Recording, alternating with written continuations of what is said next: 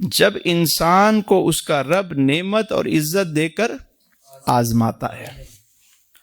فیقول، تو وہ کہتا ہے ربی اکرمن، میرے رب نے مجھ پر بڑا کرم کیا. جب مال آ رہا ہوتا ہے، عزت مل رہی ہوتی ہے، تو بندہ کیا کہتا ہے؟ میرے رب نے مجھ پر بڑا کرم کیا. اور ہمارا معاشرہ بھی یہی سمجھتا ہے کہ جس کے پاس مال، دولت، عزت ہے، اسٹیٹس ہے، بڑا کرم ہے، اور لکھوائے گا دروازے پہ ھذا من فضل ربی. کبھی اس سے پوچھو کہ یار تجھ پر بڑا کرم ہے، تو نماز بھی پڑھتا ہے 5 ٹائم؟ نہیں.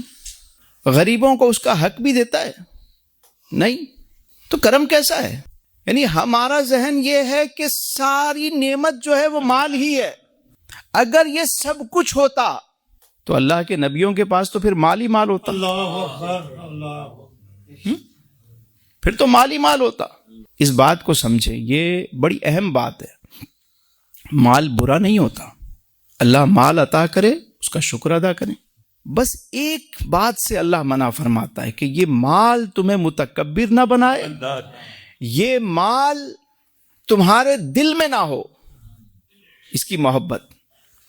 جیسے کشتی ہے نا، کشتی پانی پر ہو تو بڑا اچھا، ساری چاروں طرف پانی ہے، کوئی بات نہیں، کشتی پانی کے اوپر ہو.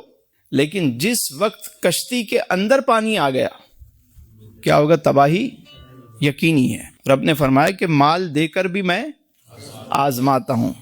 حضرت عبداللہ بن مبارک کہتے ہیں کہ ہمیں غریبی میں بھی آزمایا گیا اور ہمیں مال دے کر بھی آزمایا گیا، لیکن ہم غریبی میں تو پورے اترے، مگر جب مال دے کر آزمایا گیا تو.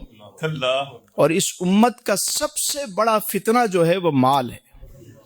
مال وہ اچھا جو حلال طریقے سے حاصل ہو. اب کیسے پتہ چلے میرے دل میں مال کی محبت ہے یا نہیں ہے؟ 2 طریقے ہیں.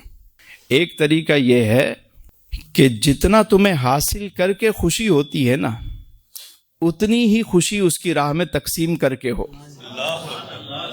تو پھر سمجھو کہ مال دل میں نہیں ہے. پہلی بات تو یہ ہو گئی. دوسری بات بڑی اہم ہے کہ ایک جگہ تمہیں 10,000 روپے مل رہے ہیں حلال طریقے سے، اور دوسری طرف تمہیں حرام سے 10 لاکھ روپے مل رہے ہیں. اب یہاں پتہ چلے گا کہ تمہیں مال سے محبت ہے یا نہیں ہے. اگر تم وہ 10 لاکھ کیا وہ 10 کروڑ بھی ہوں، تم اس کو چھوڑ دو اور حلال کے 10,000 لے لو، تو اس کا مطلب کیا ہوا؟ تمہارے دل میں مال کی محبت نہیں.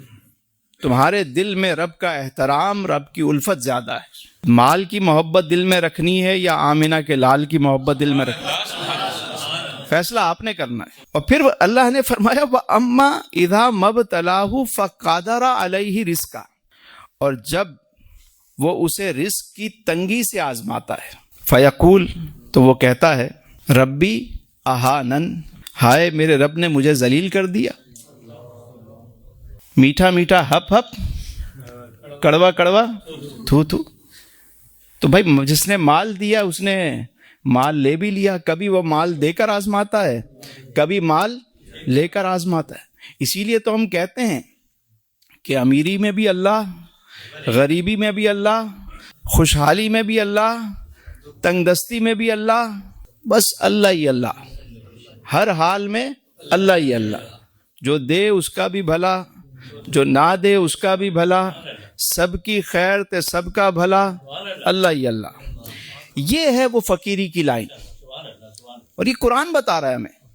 بھئی مال آیا تو کس نے دیا، اور آزمائش آئی تو کہاں سے آئی؟ جب ہم یہ پڑھتے ہیں وَالْقَدْرِ خَيْرِهِ وَشَرِّهِ مِنَ اللَّهِ تَعَالَى، چیک کریں کسی نے کچھ کر تو نہیں دیا. تم نے کبھی قرآن کھول کے پڑھا کہ ہوتا کیا ہے؟ ایک بات میں آپ کو بتاؤں، آگے اس کی تفصیل آ رہی ہے.